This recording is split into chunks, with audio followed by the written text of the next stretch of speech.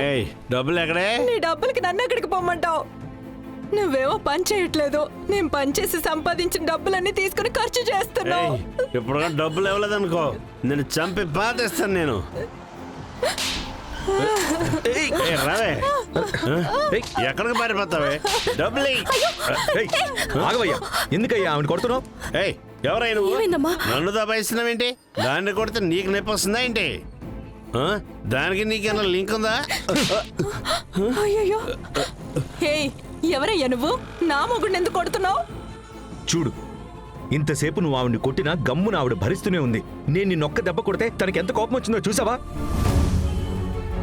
అదేనయ్యా భార్య మనసు. ఇంకెప్పుడైనా ఆవిడ మీద చెయ్యి చేసుకున్నావో చంపేస్తా. నన్ను వదిలేండి సార్, ఇంకెప్పుడు నా భార్యను కొట్టండి సార్. అమ్మా, అసలు ఏంటమ్మా సమస్య? తాగుడే సార్ సమస్య. రోజు తాగొచ్చేసి గొడవ చేస్తున్నాడు. 2 పిల్లల్ని పెట్టుకొని నేను చాలా కష్టపడుతున్నాను సార్. ఈయన పనే చేయడు. పిల్లల్ని చూసుకోవాలని నేను పనికి పోలేను. ఉన్నది మొత్తం అమ్మేసి తాగేస్తున్నాడు సార్. అమ్మా, ఇదిగోండమ్మా, మీరు నా కంపెనీలో వచ్చి జాయిన్ అవ్వండి.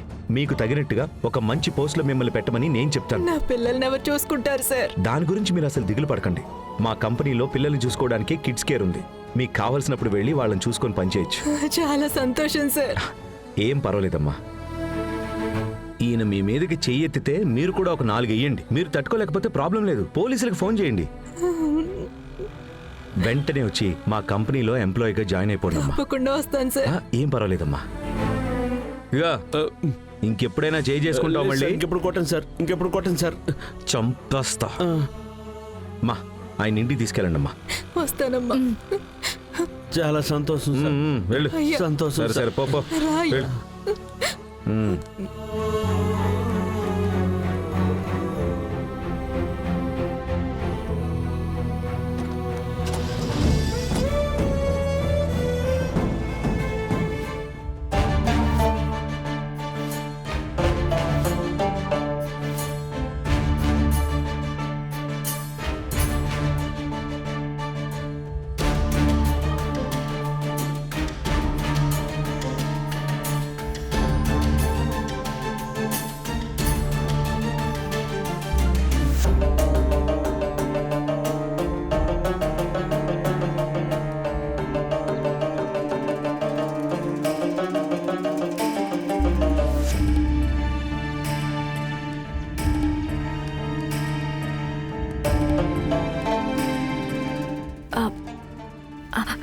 ఆంటీ, ఆవిడతో మీరేం మాట్లాడుతున్నారు?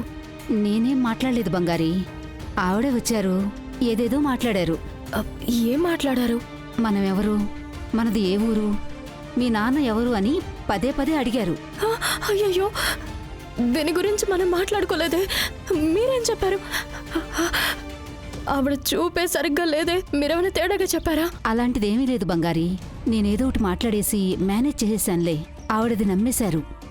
ఆంటీ, ఝాన్సీ అమ్మకి తప్ప మనం ఈ ఇంట్లో ఉండడం ఎవరికీ ఇష్టం లేదు.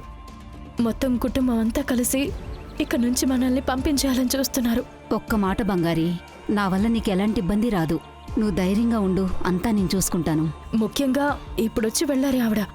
ఆవిడంటే కొంచెం పర్వాలేదు. వీళ్ళ అన్న ఒకడుంటాడు, పాత సినిమాలో విలనే ఆంటీ. అవకాశం కోసం ఎదురు చూస్తూ ఉంటాడు. ఆయనతో జాగ్రత్త, సరేనా? అదంతా నేను చూసుకుంటాను, నువ్వు కంగారు పడకు.